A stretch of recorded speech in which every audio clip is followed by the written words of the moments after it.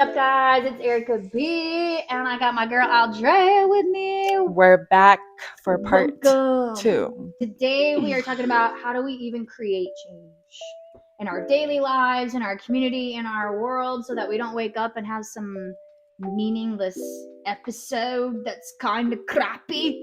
No, how do we wake up and have more satisfaction, more fulfillment, more achievement in our daily lives? And how do we live a life that, like, maybe our brains are sitting back and going like, man, if only I could wake up and look at this and not feel anxiety or depression, or not have optimism about the future, or not really want to go home to the human beings that are in my own household every single day. We want to talk about how do we actually create change in our daily lives so that we do wake up and have not just maximize potential, but minimize stress and more peace and more happiness.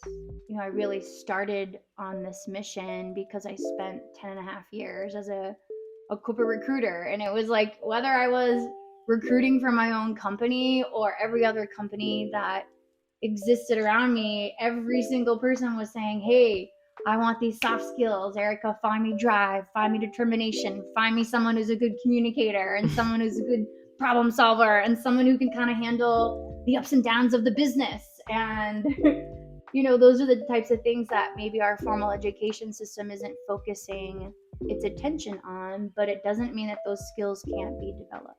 Like Gallup organization, that is kind of one of the top 2 companies that studies what's going on in this world, in workplaces, within education, at home. And over the last 100 years, since they've been basically doing all these studies and evaluating human beings and kind of what makes us tick and how can we perform at our highest level on a consistent basis. Right. In 2022, they released this report that said that people were more miserable than ever recorded. Pre-pandemic, post-pandemic, you name it. And if you go deeper into the article, they talk a lot about how there's just there's so many things that are causing all these negative emotions and not enough things happening in our lives that are creating positive emotions. So then you've got this big, huge issue with having optimism about your future. When you evaluate that and you see that, 22+% of people are feeling like that, are you kidding me? Like, that's a problem that we want to solve. And we want to figure out how to close that gap of, having less people in our world that that have those tragic feelings, those heavy feelings, those negative emotions that don't feel like waking up, and that they have worth and value and something to contribute to this big wide world to help make it go around. It's like myself and employers and teens like my girl Drea over here, but we want to also provide some solutions on figuring out, okay, well, how can I do that? What kind of tools do I need, or strategies or insights, or what kinds of skills do I need to develop in my life so that I feel like I actually have a little bit more power over driving that. Right. Well, everyone keeps talking about how, especially from the teens' perspective, that our teens, they don't have confidence, they don't have self-awareness, that they're so ridden with anxiety and depression and all these other things that they're not employable for our local employers. Nobody is offering that kind of development. Exactly. Nobody's teaching you those skills. Right. They talk about it, but they're not willing where's that to direct teach. yeah Exactly. Where is the direct development? So then we wonder, oh, why are you struggling solving this problem? Why are you struggling communicating with a customer? Well, where'd you learn communication skills and personality patterns, and how sometimes some of us are kind of cold and icy and others like want to, hey, how's it going, what's up, like, and like you're on the other end going like, oh, go away, lady, like, oh, well, maybe that's an expressive personality pattern versus like an analytical one that just wants to like, take my order, lady, hurry up. Nobody talks about that. Right. Nobody talks about that, and I want to change that, right? Because if we're saying that the biggest struggles that we have in this world are communication problems and problems that we can't handle because we truly legitimately don't even know how to solve simple stuff in our own lives, like how to have better sleep issues and how to overcome some of our physical health problems. Um, and we've never been given a tool on like actually how to solve problems that come up in our lives.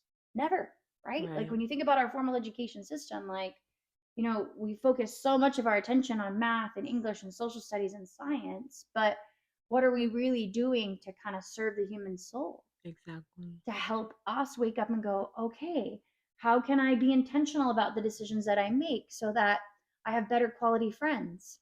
And maybe now I understand the environment or the leader or the team that I want to work for because I can actually look back and go, ooh, what kind of like coach has gotten the most out of me and what were their qualities? And what did they do for me? Like, ooh, I need to look for leaders like that. Like I sat back and literally like focused on all of the different types of tools and what were the biggest problems in that soft skill area. And number one obviously was just self-awareness, right? And I Mm-hmm. think that that's why I love the Clifton Strengths tool. Like I don't care what kind of training I'm doing, whether it's adults, parents, business leaders, teens, like Clifton Strengths is the foundation. It's the foundation because it helps you understand so much about who you are, who you aren't, what your values are. Like, I don't know about you, what we both share relator. Okay, is like I what number is it for you? It's actually number 6 for me. So what? Relator. Yeah. What do you know what Um, number it is for you? it's number 3. Okay, and both of my It's achiever, boys. input, relator, communication, and includer. Okay. So both of my boys have it in their top 10 too. So it's like a strength that I understand well. And it's like our friends are so important to us. And it's not that Right. we're incapable of making other friends, but we really put a lot of value in Value. those friendships. And then Exactly. we use like the connections and the stories that we've built with others to like relate to them. And Mm-hmm. so if somebody kind of comes at us and it doesn't even connect with us at all, we're like, Yeah. you didn't relate to me at all. We get offended, right? Right. And so that offended feeling creates a negative emotion that if you didn't understand that about yourself, then how could you understand the negative emotion? So what I love so much about Clifton Strengths is it kind of like it helps um really spell out like how all of the rest of these soft skills need to be developed. So if I take it from, all right, let me introduce Clifton Strengths to you in week 1 and week 2, now I'm getting you a chance to understand how do I live my life with purpose. Right. Now it's like you can take your strengths and let's say we're using your achiever, right? Your achiever has to achieve. So in order for you to live a purposeful life, then you've got to find ways to achieve a lot. And if you Exactly. don't achieve, guess what? There comes the negative emotions. Right. And so it's like if I help paint that picture for you, Mm-hmm. and then all of a sudden I take you through like goal achievement, you're like, okay, here's how I'm going to use my strengths to achieve my goals. Now you have like a whole roadmap that gives you a chance to go, oh, I haven't achieved my goals in the past because of this, and this, but now here's how I'm going to use my strengths to actually fulfill that. So it clears up the mystery. And I think a lot of our issues today where we feeling a lot of anxiety and that lack of optimism for the future is because there's this air of mystery like that's like in between that space. And without the tool, without an insight, without a strategy, the mystery goes unsolved and it's like how do I steer that path towards enjoyment and towards fulfillment, right? But Right. if I'm cultivating these skills along the way and I'm developing unconsciously, like, hey, I've got a person that came into my life and they kind of suck and guess what? They're draining my energy. But if I got a tool like week 5 in resiliency that said, hey, like I got to bounce you out of my life. Like you're causing problems for me. Like if you got that tool and you learn that at 16, 17, 18 years old, then at 30 years old, someone comes in your life and they really suck and they drain your energy in the first week, you're like, get out, Susie.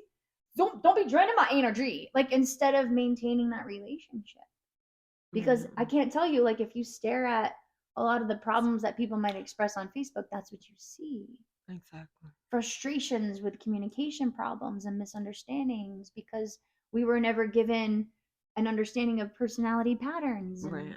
what makes us different. And so how do we change that? Well, we got to develop those skills. We got to build the people that are really like driving this world. We're not Mhm. really building them. We're showing them like, hey, here's some things you could do. But what if you just wanted to be a dope parent? Like, can you think of anything that you did in your high school or your like entire 13 years of education that helped you like learn how to be just a good mom, a good lover, a good friend? Like, is there anything that you went through in school outside of your program with me that gave you insights on how to do that? That how to be a good human? Mhm. I mean, I'm putting you on the spot. Like, Yeah, I'm I'm not giving you like, a chance to like think about the real amazing. Again, like I'm not dismissing every bit of like what right. you learned, but if you think about the amount of hours that you gave your time and energy to that were required, that now as an employer they're like, oh, if you didn't go through that, I'm not even considering you. Which is very interesting if you think about this. They won't even consider you if you didn't pass that entire 13 years worth of development. But yet, what is it that that 13 years did to make you an attractive, hopefully meaningful, productive contributor to their workforce? Right? I mean, yeah, That's the scary thing. it's it is scary because Let me ask you it in this way, uh, because it's hard to say, because for you, like, you have now been a part of my life or in this world for what, 9 months now?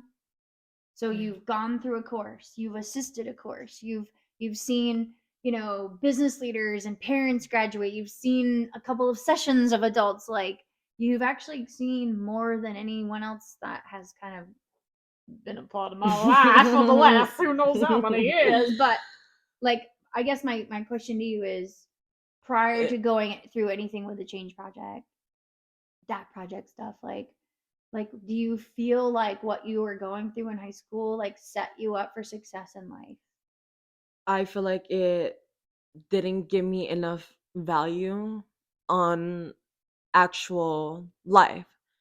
Um, when we talk about like depression and stuff with teens and the anxiety and stuff like that, it kind of it it's even scary to come to an adult and even talk about it when we have Mm. problems at home. Like, we have like I forgot what is that called, Like your the guidance guidance counselors. counselor and stuff like that. We where it never I would say it never was comfortable to even go over there and express how you felt because you weren't connected to that person, and you Mm. didn't really know how to express yourself and how to talk to them and just even let out your emotions. And so when Mm. we talk about the depression and anxiety, we keep that most teens keep that inside. And that whole 13 years we feel so stuck, and then having to worry about finding a job and how to be stable and what am I going to do after high school. Okay, I'll go to college, but what is that going to give Yeah. me Yeah. afterwards? So, before that, for me, my lens, I knew I was very confident. That was one thing. I had a lot of confidence in myself, but I didn't know how to take that confidence and how to use my communications and the skills that I have now to go out there and I would say make a name out of myself and be successful as of, like, Like, take wanting that to achieve. confidence Right. and have like an action plan, right? Because I feel like Exactly. for you, like you're such a, when it comes to like the teen world, like you're very driven, and that is Right. like when you think about like where everyone is at, you're definitely at a different level compared Right. to others, so you already are ahead of the game when you have that level of drive. Yeah. But to have drive with no guidance, it's almost like, what do I It do? yeah, it definitely scared me, and then seeing, like, obviously my friends and stuff like that go through the same things, but even worse, not wanting to go to work and then staying home and missing school. I went through that my junior year, but when they're like senior year was happening and stuff, you could really tell the stress and the disconnect from each other, Yeah. and Mm. not knowing who to run to, and not knowing Mm. who can Yeah. support you. Huh. And so it was very interesting. And so now going back to like obviously the business leaders and then the parents, it's like what I'm basically saying, like, or like going to you was like, what was the struggles with like the parents? Because I knew, like, at the beginning of like the parent course, I was only there for one session, but you really saw like the different things that they were Struggles. struggling with, family, Yes. financial, also depressions Divorces. and stuff like that. Yes. So I'm like, what is obviously like the parents, oh well, the parents that you've connected with, what was their start off, and how is that getting developed in teens. Hmm. I think that that's the fascinating thing is that I think what my observation is that a lot of teens feel so much weight with their thoughts because most parents aren't doing anything that is fulfilling and satisfying, right? And so if they're going to work and collecting that paycheck, but it's not because they're doing something that they're passionate about or they have all this like raging desire to do, right? And so because of that, they've got this massive amount of stress, and that stress kind of like cascades down. And the observation that I've made, especially when I'm doing, like, let's say I have a quarter where there is a parent and educator course and a teen course and a business leadership course, which by the way is very similar in terms of the tools and the skills that are being developed. It's just sort of the context of how they're applying it, Right. right? Like you guys are trying to take communication skills and go like, how the heck can I figure out my teacher tomorrow so that I don't like so I don't get really getting annoyed by them, or like how can I go home and not fight with my sibling, right? Like versus a business leader is going like, ooh, how can I be intentional about my next hire? Or how can Right. I, instead of like working in the field, how do I get out of it, right? So but Hmm. they're using the same developmental skills to be able to plot a path for that. Right. But I can see that overwhelm that initially comes from the fact that they're just not doing anything that's satisfying to them. And I think that, what you were touching on is that, man, like we're going through our senior year and we're kind of like walking around aimlessly, not figuring out, like, oh, like, okay, Hmm. fine, I got to figure out maybe a track. Like, I'm going to study law, I'm going to study cosmetology, but like, all right, what Right. am I going to do about that? And like that becomes the focus instead of, okay, like let me just pull it back to like a really basic level. So for instance, like I like even the group that I'm going to today, they all have so many different strengths, Right. and to give them a chance to understand, like for those that are in the room that have high influencing strengths, who are like, let's say in the theater world, like they're using their strengths to direct and command and to do a lot of things. And then you've got the other ones that their strengths are better suited for the support roles, the ones that are going to shine the light on you to make you look like the sensational actor, like so like you can see even in that room that every single human being has completely different strengths. And so if you give them a chance to understand, okay, what can I do with these talents, right? Like what do these talents mean? What is their value? Hmm. And whether it is that cosmetology I'm using them with or anything, right? Like most Right. adults, anytime that we have like a recession, as an example, adults really struggle if they've been in the same industry or the same kind of position for 10, 20 plus years. They're like, like, what do I do?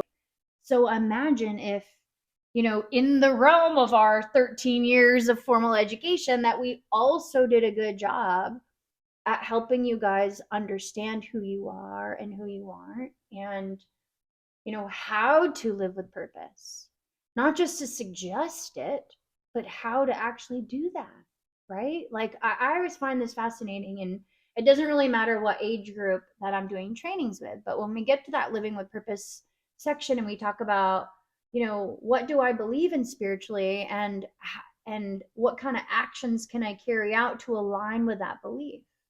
And if there's one thing that people struggle with more than anything, it's that section. Right. And I find that to be a glaring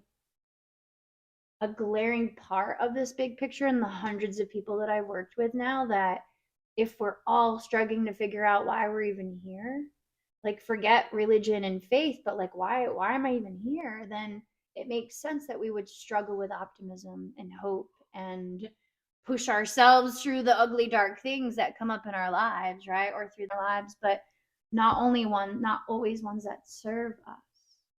And I think that if we really did a better job at helping us understand ourselves and gave us those tools for solving problems and handling emotional ups and downs, and then being able to say, hey, this is what matters to me.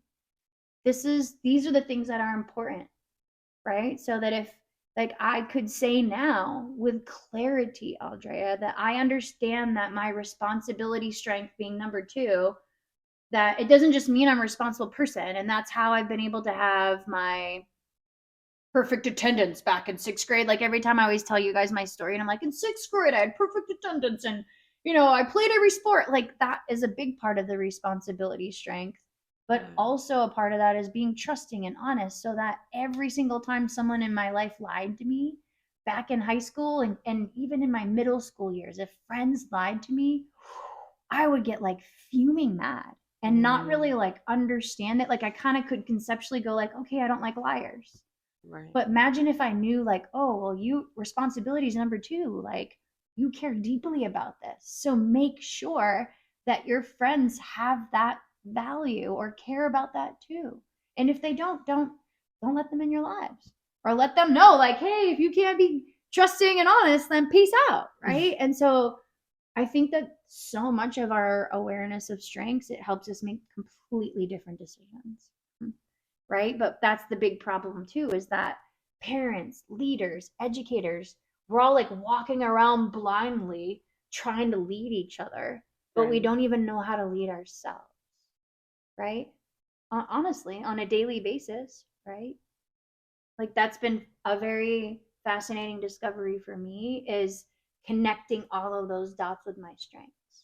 Like I know, for instance, last week I had this business and education summit that I went to with the Queen Creek Chamber. And it was kind of refreshing because I used to be the one with the microphone, like being the MC and leading it all and getting excited about the content and the discussions at the tables. And we happened to have 2 teens that were at those tables that worked for employers that have given us some donations. So shout out to I Fix Some and Crumble Cookies Queen Creek.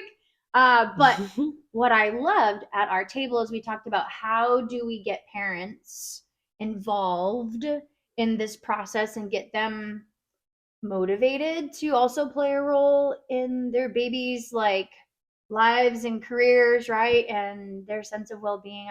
And Right. how do we help our parents get involved so they can be a partner with this process? Right.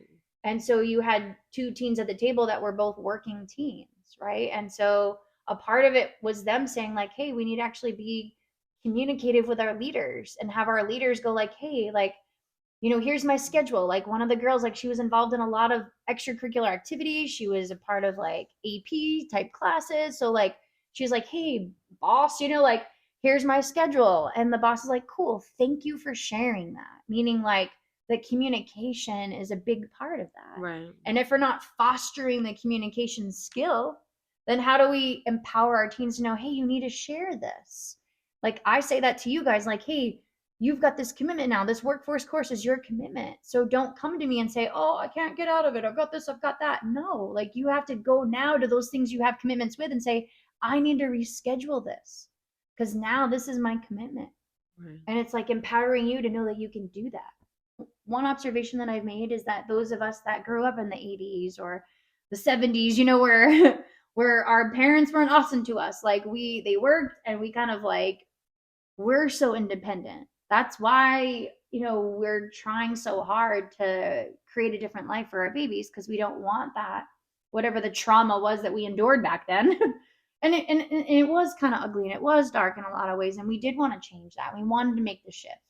But now what you see is what that shift, like, we it was like a pendulum. Like, we went from like